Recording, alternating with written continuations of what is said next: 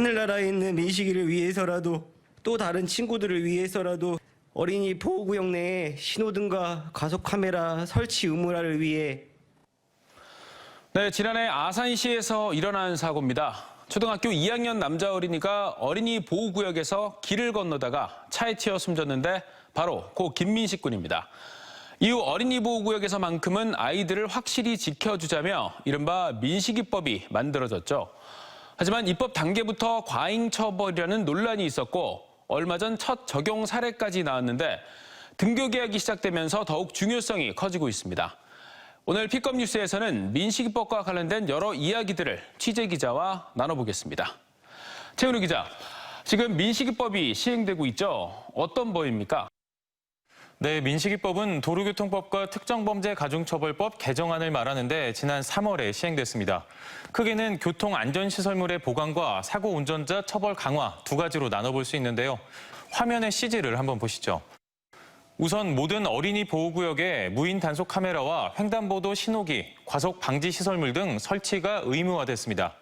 또 운전자가 어린이 보호구역에서 제한속도 시속 30km를 초과하거나 안전운전 의무를 소홀히 해 만 13세 미만 어린이를 숨지게 하면 무기징역 또는 3년 이상 징역 등 가해자가 가중 처벌을 받습니다. 어린이 보호구역에서 주정차가 엄격히 금지되고 서행 운전이나 횡단보도 앞 일시정지 등 안전수칙도 추가됐습니다. 민식이법은 입법 초기부터 이 사고 운전자에 대한 처벌이 너무 과하다 이런 지적이 있었지 않습니까?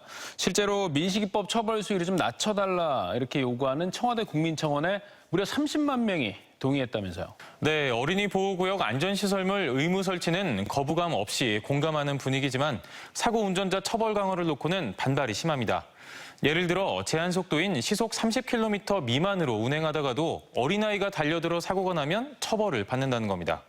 강력범죄와 형량이 동일해 법체계를 해친다는 우려도 있는데 결론부터 말씀드리면 절반은 맞고 절반은 틀립니다. 어린이 보호구역에서 사고를 내더라도 운전자가 어린이 보호 의무를 다했다면 민식이법은 적용되지 않습니다.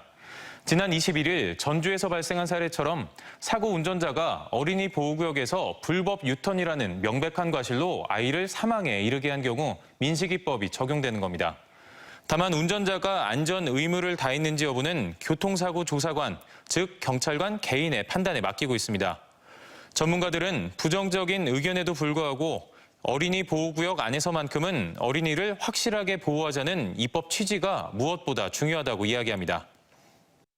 정말 보호를 차량 운전자가 꼭 해야 되는구나. 그렇게 하지 않았을 경우에는 처벌을 좀 세게 받을 수 있다라는 인식을 갖게 했던 것 같고요. 혹시 주차를 잘못했다거나 정차를 잘못해서 사고를 유발할 수도 있구나. 특별히 좀 조심해야 되는 곳이 있구나. 이런 문화도 이제 자연스럽게 우리한테 알려준 것이 아닌가 생각을 합니다. 최 기자, 그런데 최근에 한 유튜버가 이 민식군 부모가 7억 원의 민사소송을 제기했다고 방송을 했는데 이에 대해서 민식군 부모가 이 유튜버를 명예훼손 혐의로 고소했다면서요. 맞습니다. 민식군 부모가 명예훼손 혐의로 유튜버를 경찰에 고소한 것으로 알려졌습니다. 민식군 부모 측은 가해 운전자 보험사에 7억 원가량의 소송을 제기했는데 이 금액은 민식군 부모의 소송 대리를 맡은 변호사가 책정했다고 밝혔습니다. 사망 시점부터 정년까지의 기대 수입을 계산하는 호프만 공식에 따라 약 4억 원 정도가 나왔고 나머지 3억 원은 위자료라는 설명입니다.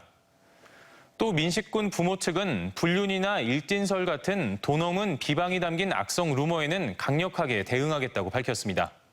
최 기자, 이 민식이법이 시행된 지 이제 2달이 넘어가면서 어린이 보호구역 주변의 풍경들도 많이 달라지고 있다면서요. 네, 제가 대전 유성구 한 교차로에 다녀왔습니다. 보시는 것처럼 왕복 6차선 대로에 내리막길로 돼 있어서 평소 차량들이 빠르게 통과하던 교차로인데 최근 제한속도가 시속 30km로 변경됐습니다. 인근 200m 반경 안에 초등학교가 있기 때문인데 교차로를 통과하는 차량 속도는 현저하게 줄었습니다. 민식이법이 시행된 지난 3월 25일부터 지난달 말까지 스쿨존 아동 부상사고는 지난해 같은 기간에 비해 58% 감소했습니다.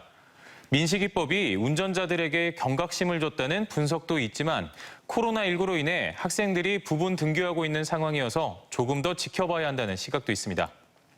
네, 무엇보다 아이들의 안전을 위한다는 게 가장 큰 목적인 만큼 이 법 취지에 맞는 운영이 필요하고 또 논란이 되고 있는 부분은 정황을 잘 살피면 되지 않을까 싶습니다.